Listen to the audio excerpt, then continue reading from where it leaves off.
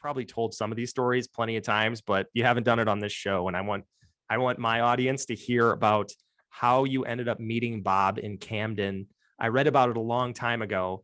And when I read your book a couple months ago, I didn't realize that the person that happened to was you, the author of the book. So then when it showed up in your book, I connected the dots like, oh, I know this story. You were the guy that met Bob in Camden. So can you walk us through how you ended up finding out Bob was there and being there and what happened that day? I could do, but a warning for people who have heard me before, because it is the most asked for story. And I have told it so many times that, that there should be lots of people just, pause now and jump forward or whatever. But obviously it was a huge thing for me. And just to say that, because I'm going to say it almost the same way I always say it. And one of the reasons for that, and this was a real blessing, I was running a hotline at the time for my fanzine. I called it the warm line, but it was, it was actually red hot. And I went home, which was quite a journey in itself because I was in a bit of a state. I went home and I said what happened right away when it was fresh in my memory. But and this is very childish, but there we go. We're in that kind of show. I kept breaking down when I was telling the story, one particular bit. So it took me 7 attempts to actually record the story onto my line, which was great because it meant I didn't forget things. It meant it was fresh. And then I wrote it for my fanzine whenever I was able to write, which was a couple of days later or so.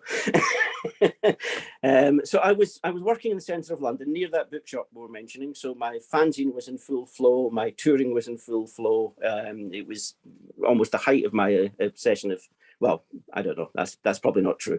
The obsession's been at the height all the way through. But it was a very busy Bob time. And my brother-in-law, also a big Bob Dylan fan, was working in Camden. And he phoned my office to tell me that Bob was in Camden. Now, my boss, the very one who held the steps of the plane to let me get to the show, my boss had been seconded onto another job and I was covering for him. So I was at a meeting that couldn't be interrupted. Normally, I'd have got the message right away and I'd have gone to Camden. But I came out the meeting and there was this message to phone my brother-in-law, Bob's in Camden. And I just thought it was a joke. I didn't even phone right away. I was just absolutely sure it was a joke. So I bet, a little voice in your head says, well, you better check it out. So when you say, yeah, I've just said hi to him. That's hot. So I left the office immediately.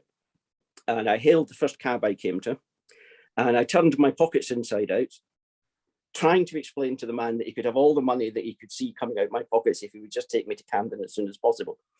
And being a London cabbie, he got the message very quickly, and he got me there in astonishing time, given the gridlock, which involved going up in pavements and all kinds of things that one shouldn't do, but and got there. Now, just by chance, I say sometimes things work out in your favour.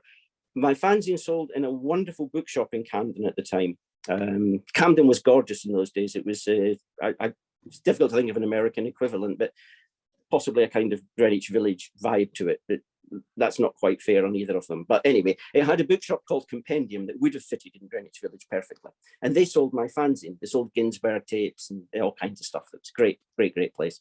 And they sold my fanzine. And I thought, well, if I'm going to see Bob, I'd like to give him a copy of my fanzine. Maybe get him to sign it, something like that. Yeah, you get very grand ideas in a cab going through London. So I said, fanzine. They asked me to buy it. And of course, I had no money because I'd given all my money to the cab driver. So we had a little altercation. And I took 2 fanzines, one for Bob, obviously, because they said to me, he's right across the road. And there was a restaurant place called Fluke's Cradle. And they said, he's right across the road. He's right across there. And they were actually pointing to the window opposite. And I looked, and of course, I couldn't see Bob. But I took the fanzines and I ran across the road and I ran in to an empty room. There was no Dylan there. As I say in the book, it was bereft of Bob, devoid of Dylan. Not only that, there was nobody else there, which should have dawned on me that this was deliberately empty because it had been cleared for Bob. It should have dawned on me, but it didn't, that nobody else was welcome. So I was there and I searched around the bottom of my bags and my pockets and I got enough coins to get like a half pint of something or something like that and sit there nursing it. Because Jim Callahan, Bob's security guard, who happens to know me quite well for reasons you'll find in the book as well, he said to me, and God bless him for this, it was a wonderful, wonderful thing to do. He said, sorry, by this point, I'd found out, I'm telling it wrong. By this point, I'd found out that Dylan was in the back. That's why I was sitting in the front. And Jim Callahan came out of there, presumably to pay the bill, and said to me, if you ever want to speak to him, now's your chance. And I don't know if God bless him. God bless him, yeah. And I don't know if I'd have had the courage otherwise, to be honest. So I went into the back room, and there was Dave Stewart and a crew of people, because Dylan had been filming in Camden for the Blood in My Eyes video. Dylan was in a great big top hat with, makeup on his face and everything. And he was the furthest away seat, of course. And the seats were jammed against the wall. And when I walked in, there was a very loud argument going on involving Dylan, but not just Dylan, involving Dylan, Dave Stewart, and 2 other people. But to get near Dylan, I had to move people's chairs. And Dave Stewart was sitting next to him, by which point I was getting desperate, and I almost threw him across the table. And then at that point, it dawned on me what the argument was about. The argument was about a particular jacket that Dylan had worn on a tour. And it was the cover of the very fanzine I had in my hand. That's what Jim Callahan knew. Jim Callahan knew that it couldn't be a better time, because I had the answer to the argument in my hand. Wow. So I edged closer and closer to Dylan until I was near him. But at this point, the room was quiet. It's the quietest room I've ever been in my life. All you could hear was my heartbeat. And I was almost touching Dylan. I was standing, he was sitting, and he didn't move or blink or register anything there. He had a box of matches, and he was just turning it over with his finger, ignoring me, which was somewhat challenging. So eventually I managed to squeak out, "Excuse me." And he turned his head and he went, "Yeah." And it was full profile, right in my face.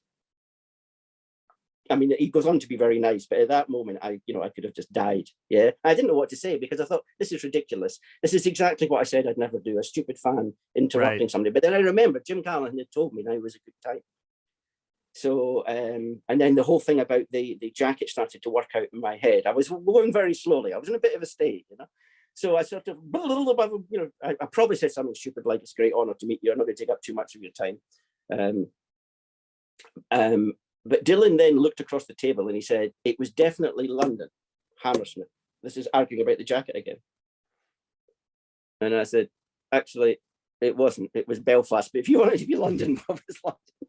But the other people were wrong as well. So that was okay. It was a draw. And then I'm in the book, I'm not telling this exactly as it is. The way it is in the book is exactly what happened. I'm getting a few things wrong here. It's quite funny it all coming. It's a long time ago now. It's quite funny it all coming back now.